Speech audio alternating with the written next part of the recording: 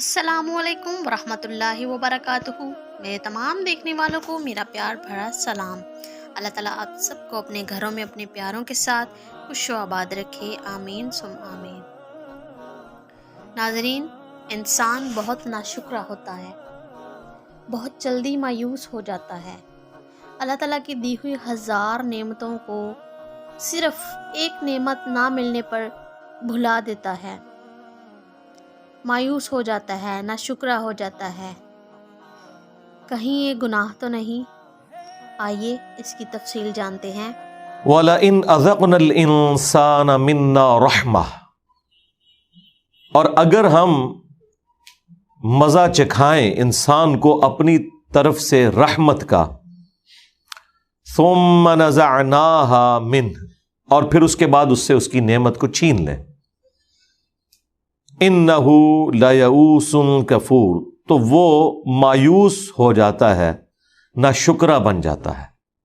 اچھا، یہ نیچرل ہے، بالکل کسی سے نعمت لے لی جائے تو اسے مایوسی تو ہوتی ہے، لیکن اصل جو جرم ہے وہ ناشکرا پن ہے۔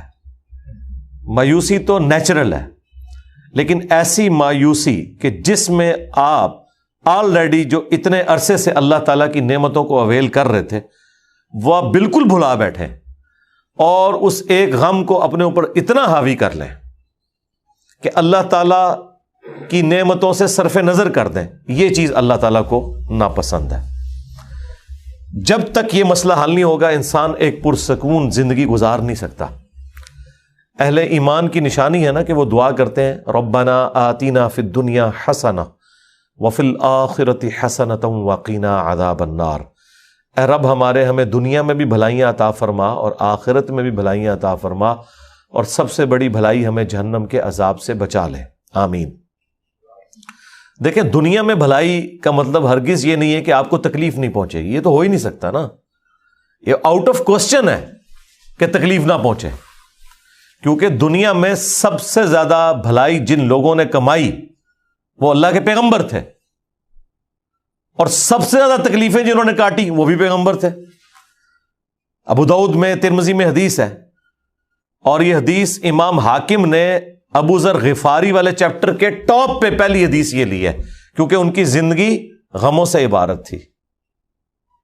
حدیث کیا ہے ترمذی میں، ابو داؤد میں، کہ اللہ تعالیٰ سب سے زیادہ تکلیف دنیا میں اپنے ان بندوں کو دیتا ہے جو سب سے بڑھ کر اللہ کو محبوب ہوتے ہیں، اس کے انبیاء، اور انبیاء کرام علیہ السلام کے بعد سب سے زیادہ تکلیفیں ان پر ڈالتا ہے جو ان کے بعد سب سے بڑھ کر محبوب ہوتے ہیں، اور ان کے بعد ان پر سب سے زیادہ تکلیفیں ڈالتا ہے جو ان کے بعد سب سے بڑھ کر محبوب ہوتے ہیں۔ اور پھر نبی علیہ السلام نے فرمایا کہ انسان مؤمن یہ تکلیفیں جھیلتا رہتا ہے، حتیٰ کہ وہ دنیا سے جب اٹھایا جاتا ہے تو وہ گناہوں سے بالکل پاک صاف ہو جاتا ہے، یعنی وہ تکلیف اس کی غلطیوں کا کفارہ بن جاتے ہیں۔ بخاری مسلم میں حدیث ہے کہ مسلمان کو کوئی بھی دکھ، درد، اندیشہ، حتیٰ کہ اس کے پاؤں میں کوئی کانٹا بھی چبھ جائے تو اس کے بدلے اللہ تعالیٰ اس کے گناہوں کو معاف فرما دیتا ہے۔ تو تکلیف ضرور آنی ہے۔ وَلَنَبْلُوَنَّكُمْ بِشَيْءٍ مِّنَ الْخَوْفِ وَالْجُوعِ وَنَقْصٍ مِّنَ الْأَمْوَالِ وَالْأَنفُسِ وَالثَّمَرَاتِ، ہم ضرور بالضرور آزمائیں گے تھوڑے سے خوف سے، بھوک سے، جان اور مال میں نقص سے، اور پھر دیکھیں گے کہ اس کے جواب میں انسان کی روش کیا ہے، اور وہ اہل ایمان کی روش بتا دی گئی کہ وہ ہر تکلیف اور پریشانی میں یہی دعا کرتے ہیں کہ انا للہ و انا الیہ راجعون، ہم بھی اللہ کی طرف سے آئے تھے، ہم نے بھی اللہ کی طرف لوٹ جانا ہے، تو یہ تکلیف بھی تو اللہ نے بھیجی ہے نا۔ جس طرح ہمیں موت آنی ہے، اس تکلیف کو بھی تو موت آنی ہے، ہر تکلیف کو بھی موت آنی ہے۔ اس دن تو تکلیف کو موت آ ہی جائے گی جس دن آپ کو موت آئے گی۔ اگر کسی شخص کو لا علاج مرض لگ گیا تو اس مرض کا خاتمہ اس دن تو ہو ہی جانا ہے جس دن اس نے خود دنیا سے چلے جانا ہے۔ تو ہم بھی اللہ کی طرف سے آئے تھے، اللہ کی طرف چلے جائیں گے، یہ تکلیف بھی چلی جائے گی، لیکن روش یہ ہونی چاہیے کہ ناشکری کی کوئی اپروچ نہیں ہونی چاہیے، اللہ کا شکر ہر حال میں ادا کیا جائے، اور اس کے علاوہ چارہ بھی تو کوئی نہیں۔ اگر کوئی شخص یہ سمجھتا ہے کہ اس کے علاوہ بھی کوئی چارہ ہے اپنی تکلیف کو، غم کو غلط کرنے کا، تو ہمیں بتا دے۔ اس سے بڑھ کر کوئی راستہ، کوئی اور سلوشن نہیں ہو سکتا کہ انسان تکلیف میں اللہ کی طرف رجوع لائے اور کہے کہ جو اللہ کی مرضی، جو میرے ساتھ یہ معاملہ ہوا، یہ اللہ ہی کی طرف سے تکلیف آئی تھی، اسی کی طرف لوٹ جانی ہے۔ اور پھر انسان اپنی گزشتہ کی زندگی کو یاد کرے کہ انسان کی زندگی میں کتنے خوشی کے لمحات تھے، ان میں اگر ایک تکلیف کی کیفیت آ گئی تو اس کی وجہ سے وہ خوشی تو ختم نہیں ہو گئی۔ مثلاً اگر کسی نے 40 سال زندگی کے آسانی میں کاٹے ہیں اور 41ویں سال میں اسے کوئی تکلیف پہنچی ہے، تو اس تکلیف کی وجہ سے جو وہ 40 سال سکون کے کاٹ چکا ہے وہ کیسے 0 سے ملٹیپلائی ہو گئے، بلکہ اس کے بعد آنے والی جو زندگی ہے وہ بھی 0 سے ملٹیپلائی نہیں ہوئی، کیونکہ ہر تکلیف کے بعد اللہ تعالیٰ کی طرف سے آسانی بھی تو آتی ہے۔ ان مع العسر یسرا، ان مع العسر یسرا، یہ 2 بار جملہ ریپیٹ ہوا ہے ایک سورت کے اندر کہ بے شک ہر مشکل کے ساتھ آسانی آنے والی ہے، اور عموماً مشکل بعض اوقات لمبی آسانی کے لیے آتی ہے، اس کے بعد ایک سٹیبلٹی آ جاتی ہے۔ عورت پریگنیسی کی تکلیف سے گزرتی ہے، اس کے بعد ایک آسانی اسے ملتی ہے اولاد کی شکل میں۔ تو مشکل کے ساتھ پریشانی اٹیچ ہے۔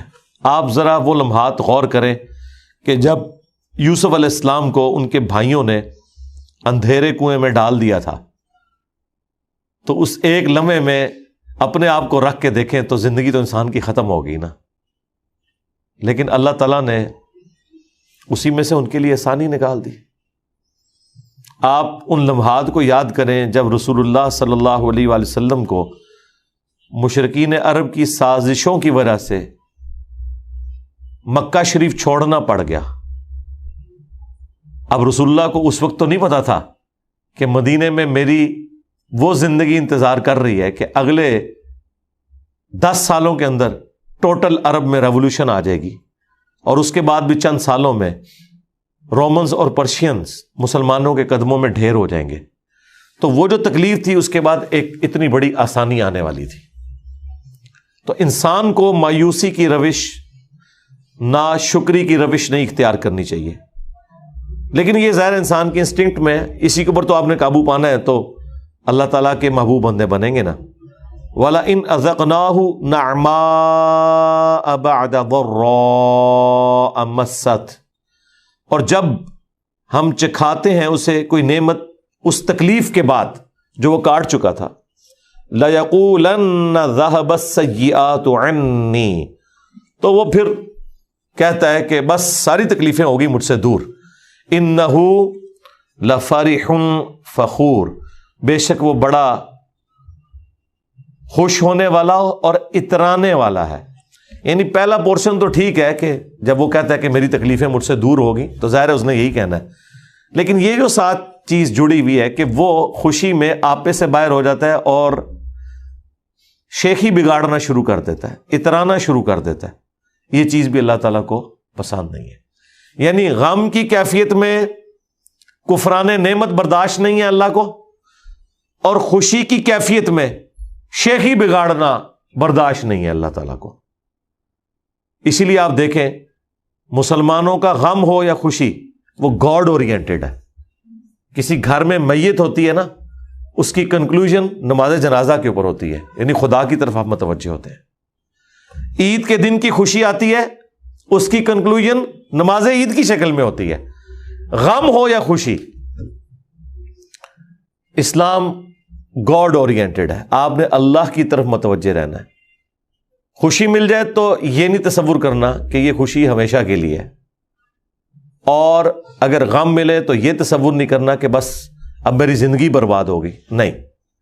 بس اسی طریقے سے انسان خوشی اور غم کی کیفیات سے گزرتا گزرتا موت کے منہ میں چلا جاتا ہے۔ کامیاب ہیں وہ لوگ جو اپنی زندگی میں تکلیفوں کو صبر کے ساتھ برداشت کرتے ہیں اور اللہ کی طرف رجوع لاتے ہیں، اور اپنی خوشی کی کیفیات میں بھی اپنے رب کو نہیں بھولتے، اور کبھی بھی ایک لمٹ کو کراس کر کے گناہ کے کاموں میں انوالو نہیں ہوتے.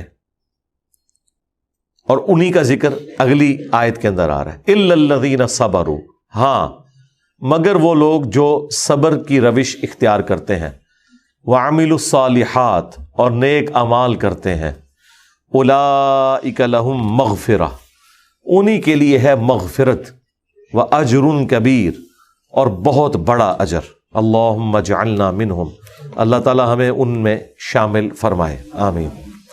دیکھیں یہ بڑی نیچرل باتیں ہیں اور یہ ہماری بیسک نیڈز ہیں, زندگی ان کے بغیر گزر نہیں سکتی. ایک خدا کے ماننے والے کی زندگی اور ایک خدا میں بلیو نہ کرنے والے کی زندگی میں فرق یہ ہے کہ تکلیفیں تو دونوں کو آئیں گی, خوشیاں دونوں کو آئیں گی, لیکن سٹیبلٹی اس کی زندگی میں ہوگی جو خدا کے ساتھ اپنا تعلق, اللہ کے ساتھ اپنا تعلق قائم رکھے گا.